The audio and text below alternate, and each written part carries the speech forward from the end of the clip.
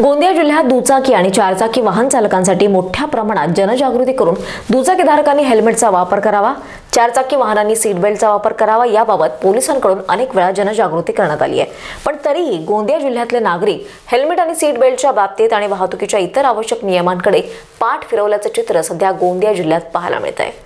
यालाच आळा बसवण्यासाठी गोंदिया जिल्हा वाहतूक पोलिसांनी हेल्मेट नसलेले धारक सीट बेल्टचा वापर न करणं, फॅन्सी नंबर प्लेट, विविध प्रकारचे मॉडिफाईड सायलेन्सर अशा वाहनधारकांवर गोंदिया जिल्हा वाहतूक पोलिसांकडून जानेवारी ते मार्चच्या मोठ्या प्रमाणात कारवाई करण्यात आली आहे। जवळपास आपण जानेवारी 2024 ते आज तारखेपर्यंत जवळपास आपण 7000 केसेस मोटार व्हेकलच्या आपण केलेले आहेत आणि त्याच्यामध्ये आपण जवळपास 35 लाखाचा आपण दंड वसूल केला आहे।